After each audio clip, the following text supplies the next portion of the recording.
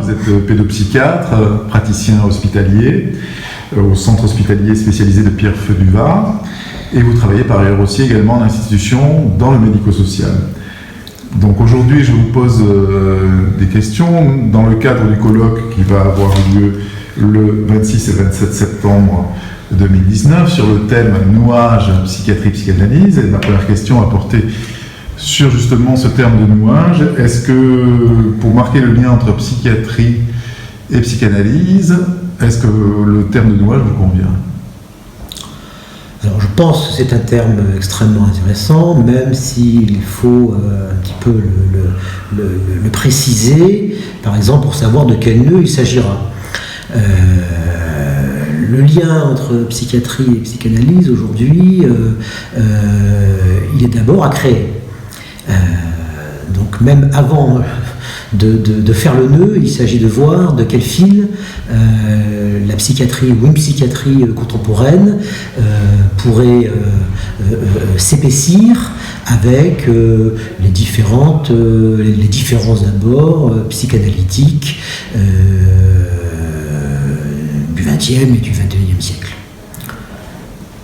Très bien, je crois qu'effectivement ça ouvre sur ce colloque qui va être à partir de cette question très riche. Je pense qu'on la régulera puisque vous animez une table.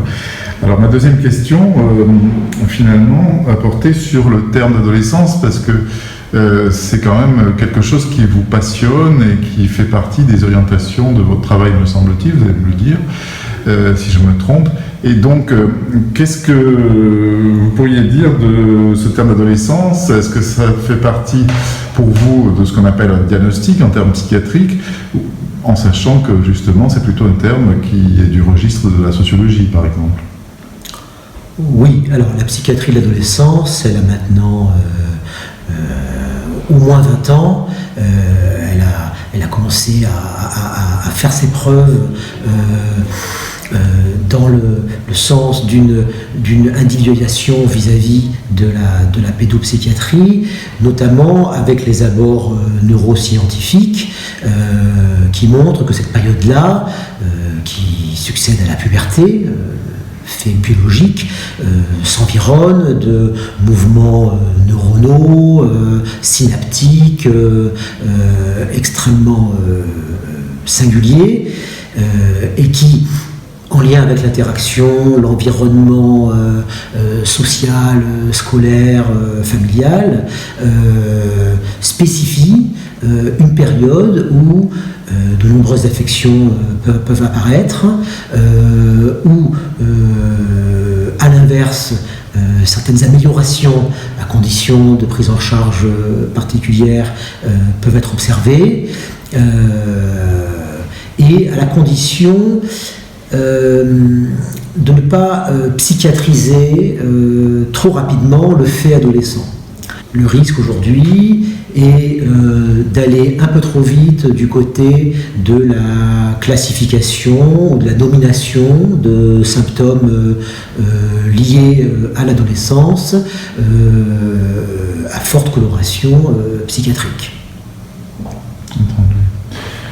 Donc, effectivement, vous nuancez donc justement ces espèces d'évidence de l'adolescence, et vous parlez, me semble-t-il, donc d'une traduction à partir de la psychiatrie en termes d'environnement, et donc on retrouve finalement le lien sociologique dont je parlais, mais à travers les concrétisations du lien social, de l'école, de l'environnement. Oui, et alors ça c'est extrêmement intéressant pour la question du moment qui nous réunit, c'est-à-dire celle de l'autisme, puisque dans les considérations aujourd'hui de cette affection,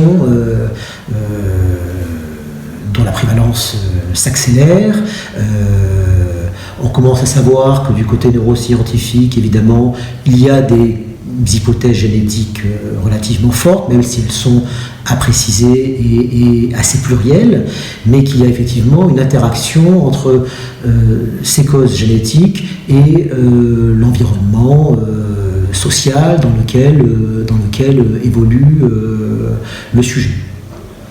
Finalement, je me réjouis réjouis de voir que vous faites droit encore à ce qu'on appelle un sujet culturel en quelque sorte. Donc il y a une traduction au niveau du lien social de ce qui peut être un symptôme ou un syndrome du côté psychiatrique.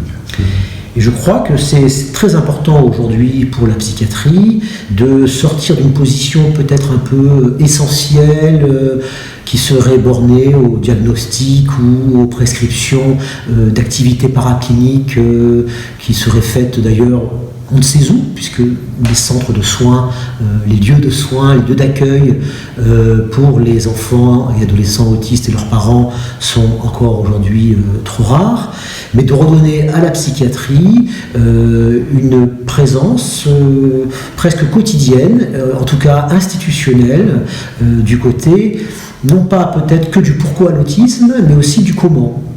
Comment on fait avec l'autisme, comment on fait avec les parents d'autistes, comment on fait avec les écoles qui s'occupent d'enfants autistes.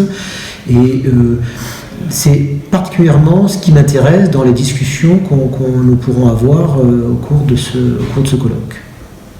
Pour vous, finalement, la psychiatrie aujourd'hui est convoquée par l'autisme. Je pense qu'aujourd'hui, l'autisme est une chance pour la psychiatrie de retrouver d'abord un intérêt, parce que nous sommes sur le plan démographique une espèce en voie de disparition,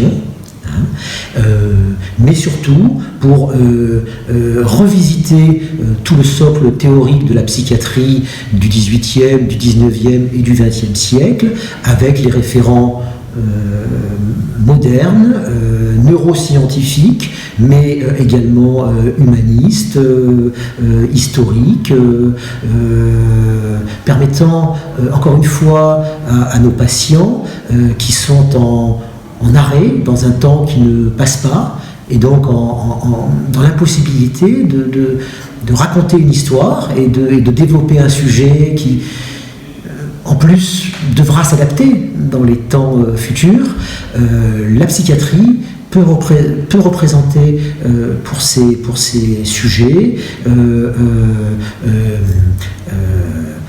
une modalité importante de leurs soins, en parallèle des prises en charge bien sûr pédagogiques et éducatives dont ils ont besoin. Docteur Garcia, je vous remercie. Merci.